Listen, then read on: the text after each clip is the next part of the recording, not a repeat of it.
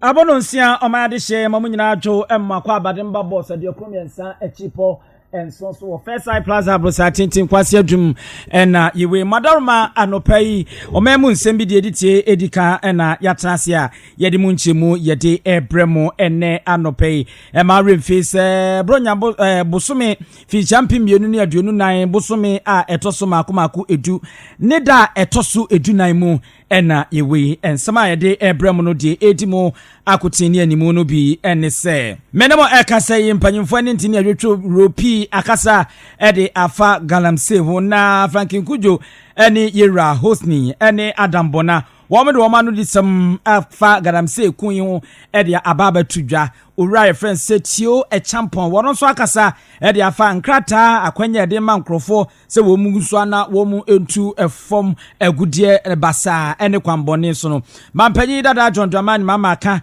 no wode ache Ghana mampanyi na be de eche Dr. Alhaji Mahmood Bawumia se mofra bi nya suku gonwampo no matena so ene wayi nani ohwe na onkodi ehu edwuma Koko bua F4 ewo Ghana 30 million titi osika na ade kotogwa eye 80 million ewo hunting crofo nam so na wo mu area twefa modu wo mu koko ekoho akoton sanse ye mekura nka meye no no yanya ne nte se abambofo abomoden amoma chihyen bia na so koko moto no mako bese oha ko mutwi eno mo de afam ewo ehonom Mambo bi ahawe kosi NDC ni amanyuko ni MPP eka abachiri mu no aposifo abetodwa se afedie wonum guso a nsiesie no wonum eye manema ayeboko na asumdwe eti aba ehonum wei ane amanone nsem bi ebekwa akopie mu ewo Israel memu po Francis ede atodwa se obesra man se kubata United Nations abambofo a wonum hwama asumdwe aba omodo wom ko Lebanon no Israel man no emfa ebuo ene anidie emfa emma womo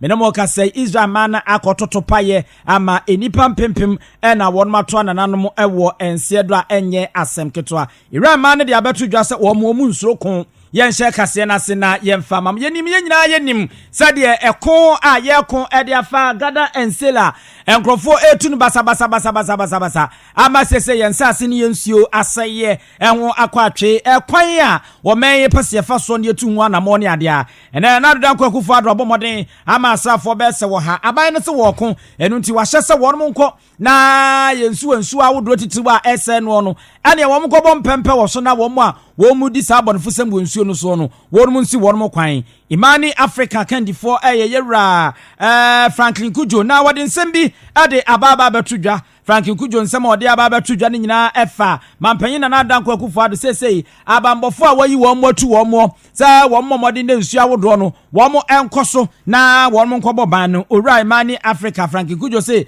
we ya dada akra bibia ni we wombo mampanyin pesese oye bibia mo bia hu se oye bibi enso bibia ni wa wayo ede afa wo se mrebie papa ya ena fi champion mienu dunsia wo yi ne sia duasa ntechema na dam se ko ade to mani nyina ni mo se ekon bo bekon no e wo sa gada nse no de ene ensenyame ya adom na anko ya wono ankasa na konwa sama mpanyini kra no wo de beto na enso ko hene ankosi aga a ne watwi nani se nkra ni oye no ye wo po ho a ene yo bone ne ne mafi ene guso a ekoso e wo hono a wo de ohun se we no enya de bibi papa bia ebeba na ensem kro ya no yera Adam Bona akasa wono eka one more maben ewo bambo hu nsam na sabe bambo ewo nsam eprokra wotene pampano wakasa ede afa ho enumuo no enam so ama odwadini a wono odidwa ewo Ghana hanmo owura Senyo Hosan wono so eka Ghana coalition against illegal mining o my Ghana nkabom ko mako mabom o se wono de o manichi sa ekwambone a krofofa so tu fom agudie no na wode nsem sei enede atudwa Abza yeba na yarese yebenya ene no ne abo na yede amamu yentie Hosin ne nsama odi tudwa no said you see ichemu fai. We are on our own on this. If we want to fix this, every Ghanaian must start getting up. You can't wait for anybody to fight for you. When there's an opportunity to show your fight and your anger, you must do it. That is the only language our politicians will hear. Every Ghanaian must start getting up. You can't wait for anybody to fight for you. When there's an opportunity to show your fight and your anger, you must do it. That is the only language our politicians will hear. We have to fight for our country. We have to fight for our children and our children's children. This joke can't continue. It must stop. That's why organized labor. You should start thinking. You have been fooled. You have been made a joke. All the things that they promise you and all the steps they are taking, it's not going to take you anywhere. Did you listen to Kanaba Abuaji? Where is the policy strategy for this? Are you telling me that it should take us up to now for us to start, for the government with all the resources it has to start thinking about it? You want to tell us that we don't have a mapping of where Galamsey sites are? We don't know the people involved, and that these same people are controlling political parties. Mr. President, you either want to do it or not, but this will be your legacy. You came into town with Calipo, and you are going destroying our water bodies, and you are leaving us with brown poisonous water. You should be ashamed of yourself. Well, and Sanawa Wujadia to us a Ufra Kunyamu, na Prata no Uncle Bradensu, and a count, then ya course numu, and a yatramo, I was so ye and a walker, Michimu, a de Amamu Ewu Chi, said ye Chi News na Mekano. Eti young him na yan trust from Famame. Na Gadam se Kuya, already your friend said Tio a champon. One also the Nano did some Ede Atuja, Ede Afang, Oretio a champon, and I walk on what the atre a binance Prempreya Ebutu Pruya, one more na enkrata yade Emma, any peku bisa one monko, and quanquire a form of good year mining, no, English Bronicans and mining license, no, one month for Sivia Fancosi, na one more enya and the bear on my quine, a man for enco, and conco to a form of good year ni bimu, na eno ena ebabuama nema etimia conkai. Was there a nest about my gun and Arama? Why need you move best at Bianai? A year or 1 more, 2 good, no? What small scale minus here? Now, we are need you moon best at your swan. 1 more air small scale minus, 1 more a digima, my gun, Emana. And yeah, one more the Enclatano crab 1 money view. Once a 1 more testimony, say, go to her, now so my son 1 more shavel, no more carcass here. I was in 1 more mood, be a Saturday. Bibi Papa Bian will be free more a beba, Afibia, no. And there was a Quamboni and Crawford for so. Now I had to go to a few men, a conquer for my so home, Mexico, or Pem bears and you know, America dollar Bruno, $2 billion Afibia, and no any a year good ra. A chifamwa, Yanfa, Papa Bia, Emfa, Emma, Ewo, a honomo.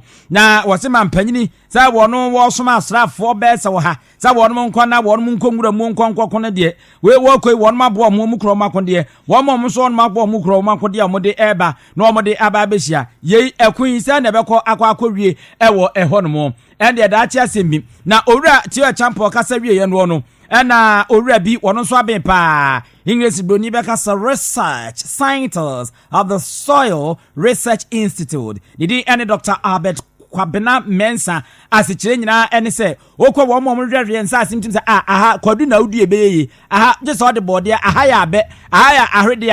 1 moment to me, no, aha, already, or Yajma Hoppa. Na Albert Kwabena Mensa. What in some Edia Tuja, Edia Fasa, a Kunya Yugusa, Yekwe, Nebinum Cradi about to just say, Muchema, Bess and Fisa, Bess, a Hasechi, and Sana and Sassino, et me a sinidadem. Interestingly, the researchers have found that where blue ulcer is endemic, arsenic pollution is also prominent. So it is arguing from the literature that the arsenic pollution. Now what you know, more security. Our drama. The last time I did bedroom no pa, and then which na.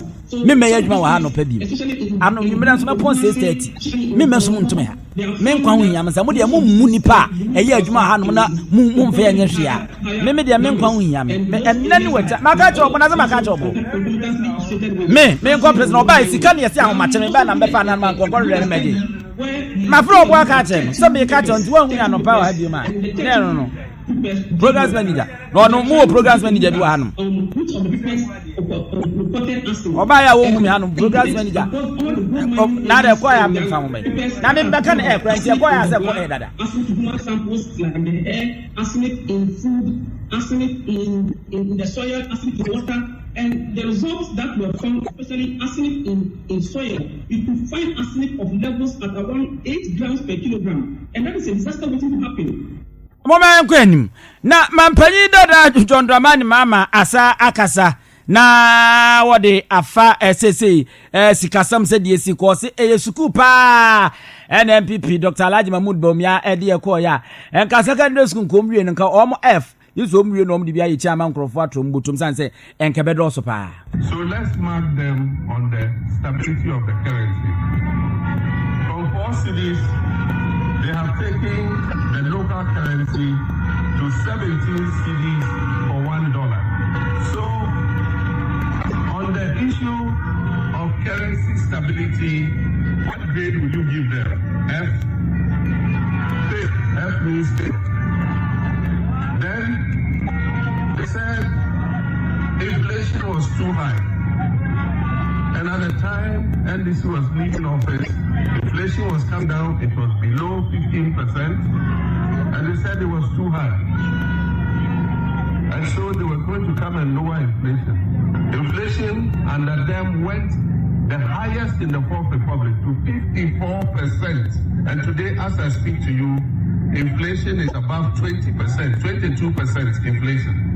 And so, if we are marking them on inflation, what grade will you give them? F? Fail.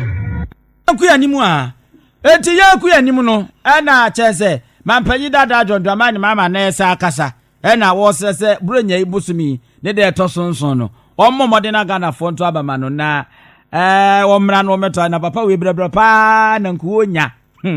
Obedi muna kruim. Ora be mampanyi dada onke be horo sa so bayre, di bedi ntozi ni mokwa yajo. Remember Shabik, they're just like you, the future belongs to you. And that is why we of this generation must work hard so that we can put this country back on our feet, so that we can hand the country back to you. If I win this election, I have a 4-year term, one term. I will spend that 4 years making sure that I reset this country, reset the economy, reset our government, reset our attitudes, so that Ghana can have hope again, so that our young people can have hope in this country. Abusua ku anima mampanyi dada John Dramani mama ena yetene kan se abuba Ghana ha no mo ne ade akoko no se kuafo kwa ade akate are ebe eguso atwa nkrampan ne ade a obete na obesu no obehata agina wanum a se de onu chiwiafo kokomu amache eno wukoton boto na Ghana scanty to sika no obepemaduasa ene mprempre wo mse 3000 na nyame yu adom so na ene otimi di wura Togo hono a na akọ level hono a ene mesie ene wo mo maka no bonso a mesie ene koko no to sika no opepem wo 100 million boto ba kwa ton ha 30 no Ivory Coast no ene Togo no mo 80 million ena wo mo de gino ho ye nam so ama ese Ghana fo bebre wo hata ne se wo twe no anamekra nkmeye boy 30 ni ha 80 de praku 50 ne etoso me ton ha pemi ni ana me pemese enam so ma wo mo timantem ho no mo de ene won se wo mo be Togo dada Togo ho no ye friend say ye framantem ene Togo no bi kurati mi kwotini paste wo framantem no abefa ne brush wo Ghana ha no mo na wo Togo na ye se wo de atwi wagira border no so hye no so a otimi tintaso bi gu a no atibi de gu anu mo wo Togo ni Ghana at the same time abra wo twi ne se eti no ayade a won mo mre kura wọ́n ya ne se wọ́n twi fam no mo de kwa eno de asempa kwa obi enu otifu asempa kwa dum meton 30 million abe obi mema 80 million wo ho no a ase ntwadwuma oje 1 million ana so bema 1.2 onu esene na wo ko no eti ye koyi enu wo mo de kwa no mo twi fam na wo mutanye ya ma nkrofo de ase bag no makoma be se wo ha ene esen mo ampeloto number mo mfa ne bia na abo esen ne number nie wo mo se track bi a chese abo ne ade egumo no wo mo de koko na hehem na wo mo di we na gu ani a number ne GN 177324 na se we 3 shop awo 177324 no na wo ku anim no na eno na wo no mutiranye ya abambofo ensa etimi aso wo no mu ewo no mo se wo hwema na esa adome bridge no na ese wo mu edi wura ya nko mu di wura ma no makwa akosi dwapon na afi no wo mape baabi no mo de wura mu ho akwaji 80 million no mato Ghana 30 million na pe baabi kura de atwene so ore aya mo bobosu mu akoko bag awodro mako be se a wo se tonso no mako be se ahana aduonu nkon ahasa ene aduonu miensa metric tons koko na Ghana nya ya ohwe wo hangi chebu na be se aduonum num de ate adwane ayira baabi a se de koko afi bia yenya no ekofom pa na 80 million ni 30 de enkofom se abaka kakra kwa munya bag ba kokranto na yango anim na ana da na beto dwa na anu de na mama bi ekramumpuni mantem na kuruwani ani wakora wo hon ma chese ndc ni amanyoko MPP wo mo jo mo se cheme na chese amanyoko bi anye serious ntoma for men se wo mo pieto wo mbo se hye wo mo to do mpe no mfa che do mpe no mu sie do mpe no mo ewro no na ne wo mo de bubu ani wo ma na nya asem keto nam so ama ebinum prepra no ne ade a